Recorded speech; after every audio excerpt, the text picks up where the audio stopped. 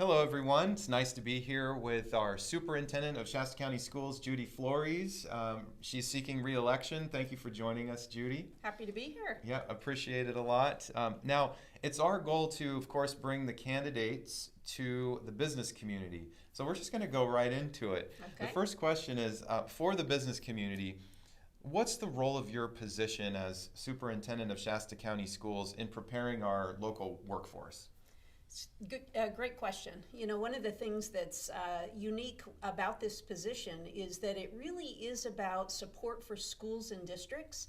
And with 25 different school districts and 15 charter schools in Shasta County, each board can set the direction for their focus. And we actually have four districts that have high school students. And so one of the things that's been great about that is having Reach Higher Shasta, which is a Cradle to Career initiative. And I've been actively involved in that from its inception in 2011. And over the course of about the last 6 years, have been very focused in co-leading with Jim Cloney, the secondary committee. And we have focused so much work on high school counselors and how do we better prepare students for success as they transition out of high school, whether that's to a trade school, whether that's to a four-year university, whether that's to the military or directly to work. We want students better prepared. And what we've been able to see over the course of the last 5 years is a significant increase in the number of students who are leaving prepared. We went from just over 50% to this last year, in the midst of COVID, 75% graduating prepared, according to how the state defines prepared for post-secondary. Sure. Well, it's really great to hear that. One of the things that we've heard, the reason why we asked that question is that our members are faced with workforce challenges and they're struggling to find those qualified candidates, whether it be for traditional like college graduates or career training like you mentioned.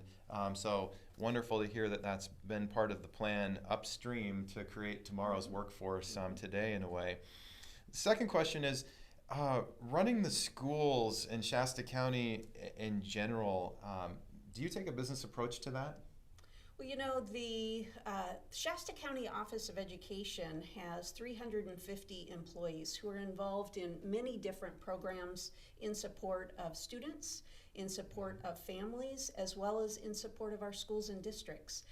We have programs that are specific to childcare and training of childcare workers. We have programs that have just really been enhanced over the last few years as we think about how do you help parents whose children are struggling with attendance, behavior, or mental health, and how do we help our families be more successful so that they then in turn can get students to school and be involved in the learning process. And so, you know, when you think about having a large organization with 350 people, and as the employer, it's so important to me that people feel valued for the work that they do. Our motto is providing hope and help within the community. That's really what we strive to do. We are a service organization. I think sometimes people confuse the role as having power, but it's not a power position. It's really about help and support, as well as being that liaison with the state to bring information here, as well as take information back so that they know the realities of what our schools and community are facing here in the North State. Okay. Another challenge that we've heard from the U.S. Chamber of Commerce, they've documented this, and we're hearing it in the North State as well. It's access to quality, affordable childcare as being a barrier to reentry into the workforce, particularly coming out of the pandemic. Are there some examples of things in the works within your purview that would give businesses hope? Yeah, actually, over the course of about the last 8 years, we've seen a dramatic increase in the grants, the funding that's come into our office to really support from 0 to age 8. And as we think specifically of 0 to age 5, that is almost 40% of our budget now is to support programs in that area. And so when we think about that, it is raising up the number of child care homes and child care providers that are available. and providing all the necessary training and support so that they can be successful. It's also increasing the options for families. We know that preschool doesn't work for a lot of families because the hours that they work go far beyond what a preschool typically provides. That's a good point. And so looking at full day, full year options for families and really building those out in our community. So there's been a lot of listening, a lot of engagement of both the 0 to 5 working community, as well as when we think about Strengthening Families Collaborative, involving that group as well, thinking about the Reach Higher Shasta work in the 0 to 5 realm, but really building out a plan that will provide many more options for families for care for their young children. Knowing what I know in the community, as a Rotarian and all of these different things, we know that a lot of families rely on schools for care for their kids, but also for nutrition and all of these other things. So that is comforting to hear. Okay, and so a lot has been discussed about the pandemic and COVID-19 and our schools. Under your leadership during the pandemic, can you describe what you were able to accomplish and how our students and families benefited from that? Yeah. When COVID shut everything down in March of 2020, almost immediately I reached out to the district superintendents and said, we cannot afford to have schools not start in the fall. And so we formed 6 different work groups. I identified 6 different areas that we really needed to focus on. One around what will this mean in terms of wellness for staff? What will this mean in terms of how do we move kids between classrooms? Because they wanted us to keep in cohorts. So there were 6 different areas. And we had representatives from districts on each one of these 6 different work groups. And we would then come together as a full group every week and talk about what we've learned. And through that process, districts were able to come up with plans. We did that work right alongside a full-time representative from Shasta County Public Health, because I said, we've got to have help, in terms of what this is going to look like. And so with that support, then we agreed on what it would look like. And I sent out, we had created, and then I sent out to all schools and districts a common document for families to say, what will schools look like when they open in the fall? So all of our schools, all of our districts had the ability to open when school started in the fall of 2020. And we were the first county in the state to be able to do that, and the county that was open more last year than any other county in the state. Now we had 2 schools in very rural areas that didn't have the staff to open in person, but everyone else opened in person and were open the vast majority of last year. A couple of times in which the staff shortages due to positive cases or other needs closed a school for a short window of time, but overall open for more than any other. And at mid-year, the state jumped in, or CDPH jumped in and said, we're going to now, as we're thinking about other schools coming back, we're going to require 6 feet of space between students. Well, that would have moved almost all of our districts. We had one district that was every other day where students were coming, but all the others had all kids who wanted to be back last year in session. And so that would have moved everyone to an every other day format, except for our very smallest schools that don't have large class sizes. Sure. And so I reached out to the education advisor to the governor and was able to get a meeting with him, with the director from the California Department of Public Health, Dr. Ramstrom, Robin Schrig from our public health office, as well as one of our district superintendents, and was able to share with them our data. Our data showed that we were in a great space with what we had put in place, and we were able to talk about the precautions that we were following.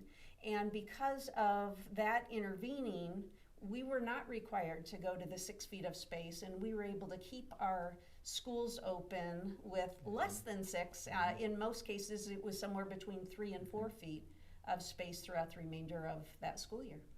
Well, and thank you for the clarification on that. And as a parent myself, I know that anytime school was not able to be in session created more disruption for our family, certainly for employees across the county. So I appreciate that. This is a pretty brief interview. I wanted to give you a chance for some closing comments, sort of making the case to the business community in your own words. Why should the business community be in support of your candidacy? Yeah, well, thank you for that. You know, one of the things that means so much to me is to really be able to talk about qualifications through the lens of impact. You know, it's one thing to say, you know, I've had this by way of background, I've spent this number of years, but when you can really talk about the difference the programs are making in the community, that to me speaks volumes about qualifications. And so as we think about the structures we've put in place to really support students who are struggling, I'll give you a couple of examples. One within the Native population. It's been a focus of mine over the last 5 years because of the fact of any of our student groups, they're the most at risk. Lowest attendance rates, by far the lowest dropout rate, or highest dropout rates, lowest graduation rates. All of those indicators really show that there's an issue.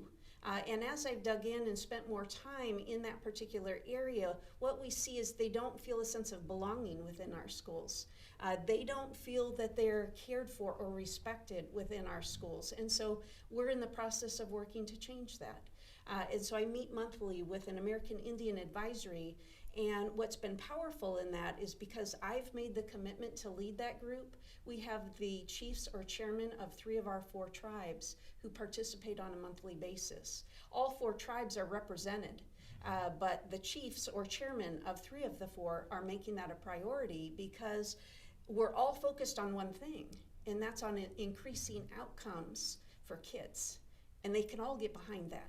Even if they don't agree in everything else, they can all get behind the fact that we need to improve outcomes for the Native youth.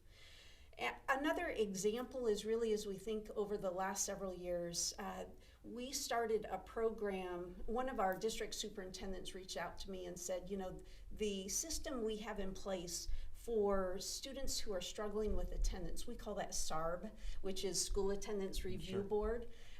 But that process isn't working. It's not helping kids get back into school.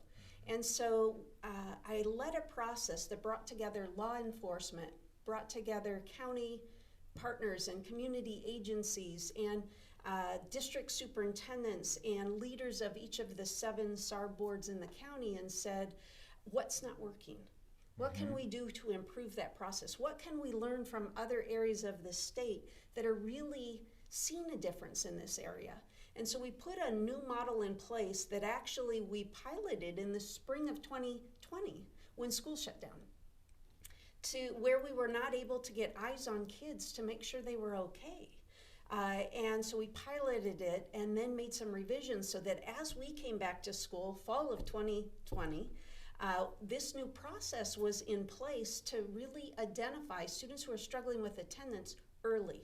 Not wait until they had been absent 20 or 30 days, but really get in and help schools support their needs. So if a family was struggling with getting their child to school because of transportation or because of dad just lost his job and wasn't sure how to fill out unemployment papers. True example. You know, we developed a system of support that we call Community Connect. And that is helping schools and districts when they are not able to help the family with a specific need.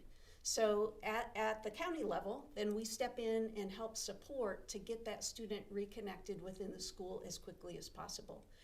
One of the things we discovered during that first year was that although they were being referred for attendance challenges, the biggest challenge was in the area of mental health. And so we have written a grant, we formed a partnership with HHSA's Children's Services here locally, and over the course of the year we're in now, have additional resources, significant additional resources in place to bring mental health clinicians available to schools to students and to families who are struggling with mental health, with student behavior, in addition to continuing the focus on attendance. And so those are just a couple of examples where, although I don't have power over, it's coming alongside our schools and districts and say, what are the needs that you're facing, and how can we together work toward a solution? And I couldn't do that if I didn't have the support and the respect and the trust of our school and district leaders. And so being able to build that over the 15 years I've been at the county office is something that makes me want to see this work continue into the next term. So thank you for this opportunity to join you. Absolutely. So I want to thank you as well, Ms. Flores, for your service to our community and the courage to seek re-election. So getting to know the candidates, we hope that you've learned a little bit more about Judy Flores for Superintendent of Schools in Shasta County.